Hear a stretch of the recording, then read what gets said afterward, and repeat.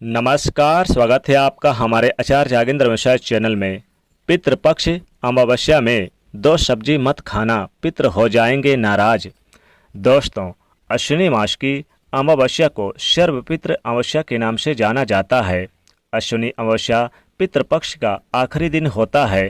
कहते हैं कि सर्वपितृ अमावस्या की रात्रि को पितृ वापस पितृलोक को चले जाते हैं। इसीलिए पितृदोष से मुक्ति पाने के लिए और पितरों की कृपा प्राप्त करने के लिए भी ये आखिरी दिन माना जाता है।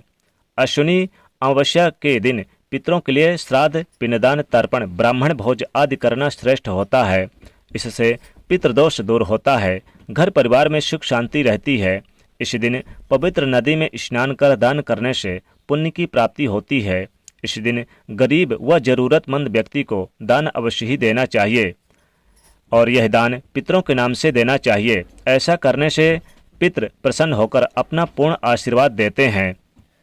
पितृपक्ष की अमावस्या पर उन पितरों का भी श्राद्ध किया जा सकता है जिनकी निधन तिथि मालूम ना हो, या श्राद्ध पक्ष में अगर आप पितरों का श्राद्ध उनके मृत तिथि पर नहीं कर पाएं तो उनका श्राद्ध आप इस सर्वपितृ अमावस्या पर किया जा सकता है।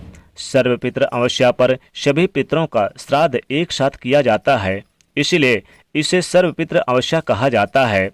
ब्रह्मवैवर्त पुराण के अनुसार देवताओं को प्रसन्न करने से पहले मनुष्य को अपने पितरों को यानी कि पूर्वजों को प्रसन्न करना चाहिए। पितृपक्ष की अमावस्या पर पितृ वापस पितृलोक को चले जाते हैं, इसीलिए यह पितरों की कृपा प्राप्त करने का आखिरी दिन होता है। और इस बार यह सर्वपितृ अमावस्या 25 सितंबर दिन रविवार को कई दुर्लभ शुभ संयोग के साथ एक साथ बन रहे हैं। शास्त्रों में सर्वपितृ अमावस्या के दिन कई नियम बताए गए हैं। अगर उन नियमों का पालन किया जाए तो इससे पितृदोष नहीं लगता और पितृदेव यानी कि प्रसन्न होते हैं, और अगर आप नियमों का पालन नहीं करते तो पितृदेव नाराज हो जाते हैं। पितृपक्ष के दौरान शुभ और मांगलिक कार्य नहीं करने के साथ ही कुछ ऐसी चीज़ें भी होती है जिनका आप सर्वपितृ अमावस्या के दिन सेवन आप बिल्कुल भी ना करें। भूल कर भी आप इस अमावस्या पर यानी कि सर्वपितृ अमावस्या के दिन भूलकर भी इन चीज़ों का सेवन ना करें। पितृपक्ष पितरों को समर्पित होते हैं, इसलिए इस दौरान भोजन का विशेष महत्व होता है। सर्वपितृ अमावस्या आखिरी दिन होता है पितरों को विदा करने का, इसलिए इस दिन आप भोजन बनाते समय कुछ विशेष यानी चीज़ों का ध्यान रखें। इस दौरान पितरों के लिए भोजन निकाला जाता है, ब्राह्मण भोजन कराया जाता है और पंचबलि दी जाती है। लेकिन शास्त्रों में कुछ ऐसी चीज़ों के बारे में बताया गया है जिन्हें सर्वपितृ अमावस्या के दौरान भूलकर भी नहीं खाना चाहिए। कुछ ऐसी चीज़ें हैं जिनका ना तो आप सर्वपितृ अमावस्या के दौरान सेवन किया जाए और ना ही पितरों या ब्राह्मणों को इन चीज़ों को भोग लगाया जाए। तो आइए दोस्तों जानते हैं कि कौन सी ऐसी चीज़ है जिनका सर्वपितृ अमावस्या के दौरान भूलकर भी सेवन नहीं करना चाहिए। कौन सी ऐसी चीज़ है जिसको पितृपक्ष के दौरान पितरों को या फिर ब्राह्मणों को भोजन में भूलकर भी शामिल नहीं करना चाहिए, वरना दोष लगता है, पितृ नाराज हो जाते हैं। दोस्तों, आगे बढ़ने से पहले आपसे रिक्वेस्ट करते हैं कि वीडियो को लाइक करिएगा, दोस्तों को भी शेयर कर दीजिएगा और पहली बार देख रहे हैं चैनल को तो सब्सक्राइब करके इस बेल आइकन को जरूर दबा दीजिएगा। दोस्तों, बड़े बुजुर्गों द्वारा ब्राह्मणों के द्वारा आपने अधिकतर से यही सुना होगा कि सर्वपितृ अमावस्या के दौरान वही भोजन बनाएं, वही भोजन पितरों या ब्राह्मणों को भोग लगाएं जो पितरों को पसंद है, तभी पितरों की आत्मा को शांति मिलती है। लेकिन यही हम कुछ गलतियां कर बैठते हैं। अधिकतर घरों में अधिकतर लोगों के पूर्वजों को प्याज लहसुन पसंद होता है, जो वो भोजन बनाते हैं तो उसमें प्याज और लहसुन डालते हैं और पूर्वजों की पसंद के हिसाब से भोजन बनाकर ब्राह्मणों को वो भोग करा देते हैं। या फिर जिनके पितरों को नॉनवेज पसंद होता है तो वो नॉनवेज लेकर किसी ज़रूरतमंद व्यक्ति को पितरों के नाम से दान कर देते हैं, जिससे उन्हें पितरों का आशीर्वाद प्राप्त हो। और आप भी ऐसा करते हैं तो भूलकर भी ऐसी गलती आगे से ना करें। शास्त्रों के अनुसार सर्वपितृ अमावस्या के दौरान प्याज लहसुन मीट और अंडे का सेवन भूलकर भी नहीं करना चाहिए और पितरों के भोजन में इन चीज़ों का इस्तेमाल भूलकर भी इस दिन नहीं करने चाहिए। शास्त्रों के अनुसार भगवान विष्णु और माता लक्ष्मी जी को पितृदेव कहा गया है। पितरों का भोजन श्राद्ध तर्पण पिंडदान सबसे पहले भगवान विष्णु और माता लक्ष्मी जी ही स्वीकार करते हैं उसके पश्चात पितरों को मिलता है।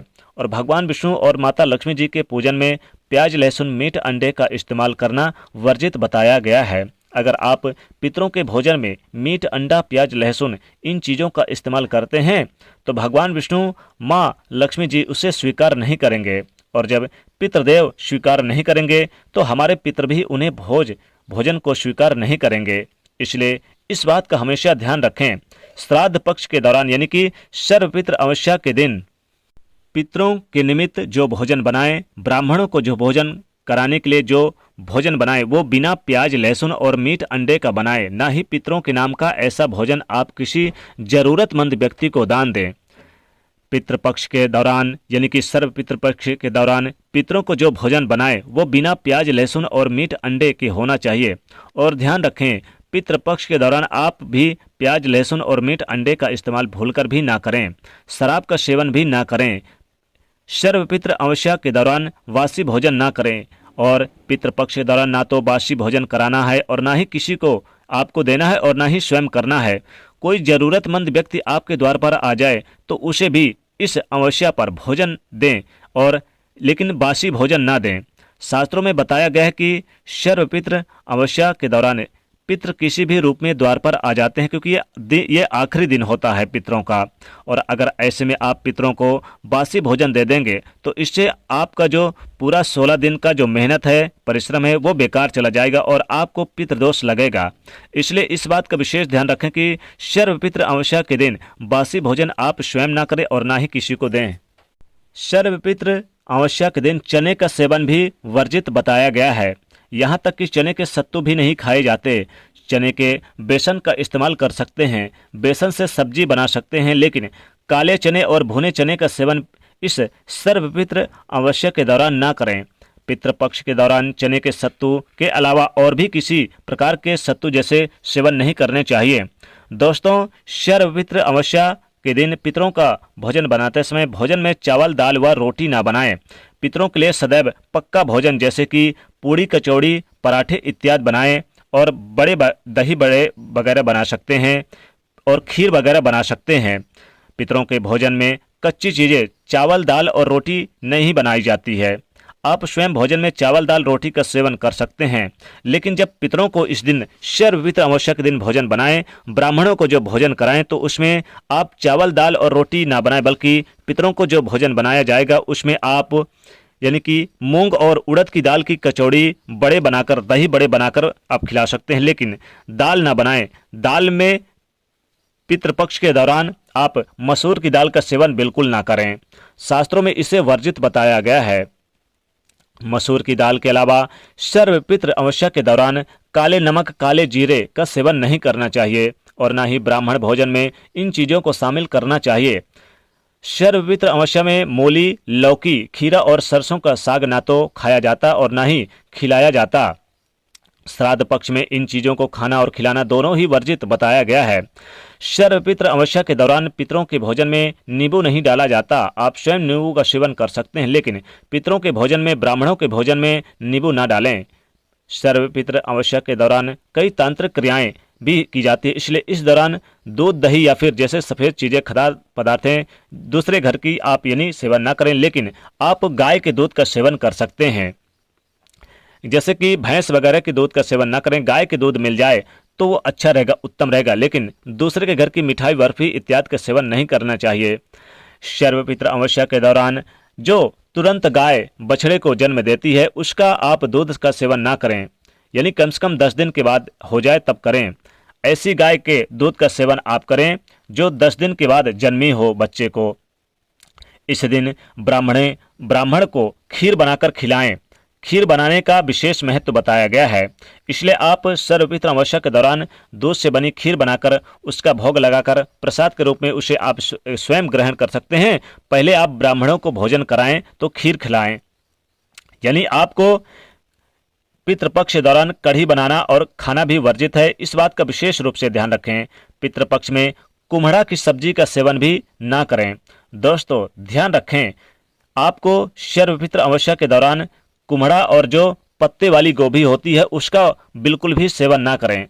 पत्ते वाली गोभी यानी कि बंद गोभी जिसको कहते हैं और कुम्हड़ा, ये 2 सब्जी मत खाना। और साथ ही साथ लौकी भी मत खाना।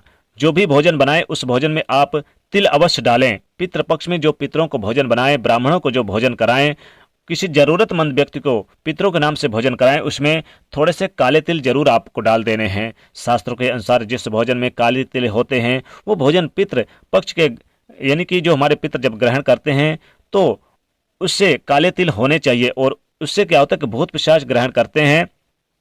इसलिए इस बात का विशेष रूप से ध्यान रखें कि पितरों के भोजन में काले तिल डालकर ही आप यानी कि भोजन परोसें। और अगर आप काले तिल नहीं डालते हैं तो इसका मतलब है कि आप भूत प्रेत यानी आपके उस भोजन को ग्रहण कर रहे हैं। तो पितरों की कृपा प्राप्त करने के लिए आपको जरूर काले तिल डाल देने चाहिए और फिर पितरों को भोग लगाएं।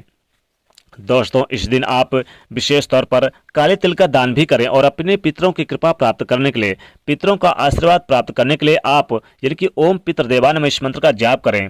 दोस्तों, सर्वपितृ अमावस्या का दिन सबसे आखिरी दिन होता है और यह बहुत ही खास दिन होता है। अपने पितरों को विदाई करने का ये आखिरी दिन होता है। इसलिए सर्वपितृ अमावस्या पर यानी कि पितृपक्ष की सर्वपितृ अमावस्या पर आपको ये दो चीज़ें नहीं खानी है, जैसे कुम्हड़ा है आपको, और बंद गोभी के पत्ते, लौकी वगैरह, मसूर की दाल वगैरह बिल्कुल ना खाएं, या फिर खट्टी चीज़ों का सेवन भी ना करें। लेकिन दही कर सकते हैं, खीर बनाकर खिला सकते हैं ब्राह्मणों को। तो दोस्तों, वीडियो पसंद आए तो इसे लाइक करिएगा, ज़्यादा से ज़्यादा शेयर करिएगा और चैनल को सब्सक्राइब करिएगा। कमेंट में लिखेगा जय पितृदेवाय।